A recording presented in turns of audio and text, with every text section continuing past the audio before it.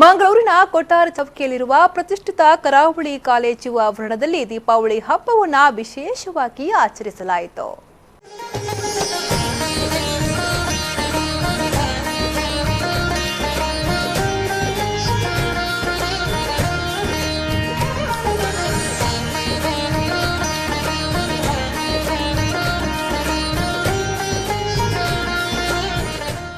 ದೀಪಾವಳಿ ಎಂದಾಕ್ಷಣ ನೆನಪಾಗುವುದು ಮನೆ ಮುಂದೆ ಉರಿಯುವ ಹಣತೆ, ಆಕಾಶದಲ್ಲಿ ಚಿಮ್ಮುವ ಬಾಣ ಬಿರುಸು, ಕಿವಿಗೆ ಅಪ್ಪಳಿಸುವ ಪಟಾಕಿ ಸದ್ದು. ಈ ಹಬ್ಬದ ಆಚರಣೆಯ ಹಿಂದೆ ಹಲವು ಪುರಾಣ ಕಾಲದ ಬೆಸುಗೆ ಸಂಪ್ರದಾಯ, ಸಂಸ್ಕೃತಿ, ಇತಿಹಾಸವಿದೆ.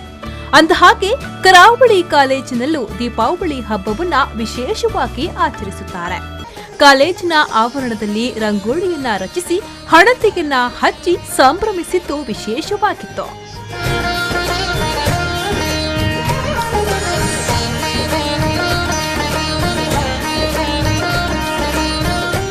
ಕಾರ್ಯಕ್ರಮವನ್ನ ಜಿಆರ್ ಎಜುಕೇಷನ್ ಟ್ರಸ್ಟ್ನ ಸ್ಥಾಪಕಾಧ್ಯಕ್ಷರಾದ ಗಣೇಶ್ ರಾವ್ ಅವರು ದೀಪ ಬೆಳಗಿಸಿ ಉದ್ಘಾಟಿಸಿದರು.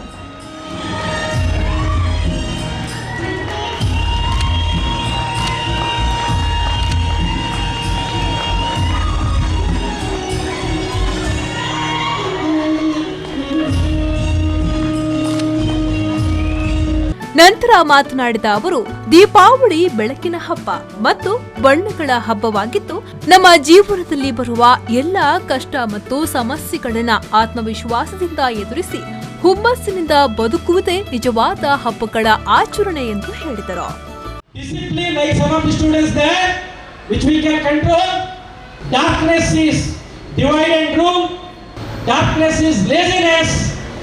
Darkness is all unwanted and unproductive. Sick mind. Brightness and the light is one. Light is sacrifice. By seeing others' happiness, if someone can learn to live and enjoy the life, that is life. The education is light. The knowledge is light. Unity is light. Obeying the legal system is light. Performing within the framework is light. Managing within the available resources and excelling is light. Deepavali is not only festival of lights. It is a festival of life's enthusiasm, life's courage, life's interest. ಇದೇ ವೇಳೆ ಕರಾವಳಿ ಕಾಲೇಜಿನ ವಿದ್ಯಾರ್ಥಿಗಳು ದೀಪಗಳ ಬೆಳಕಿನಲ್ಲಿ ಸಂಭ್ರಮಿಸಿದ್ದು ಮಾತ್ರವಲ್ಲ, ಸಾಂಸ್ಕೃತಿಕ ಕಾರ್ಯಕ್ರಮದಲ್ಲಿ ಪಾಲ್ಗೊಂಡು ಮನರಂಜಿಸಿದ್ದು ವಿಶೇಷವಾಗಿತ್ತು.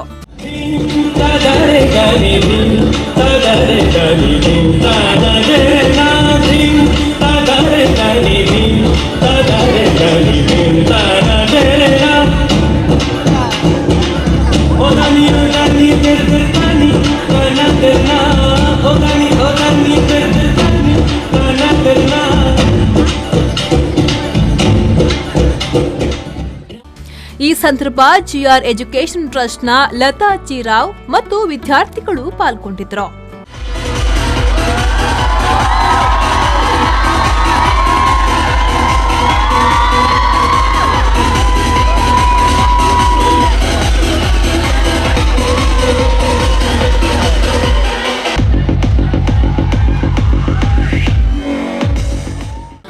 ಶರತ್ ಸಾಲಿಯಾನ್, ವಿ4 ನ್ಯೂಸ್, ಮಂಗಳೂರು.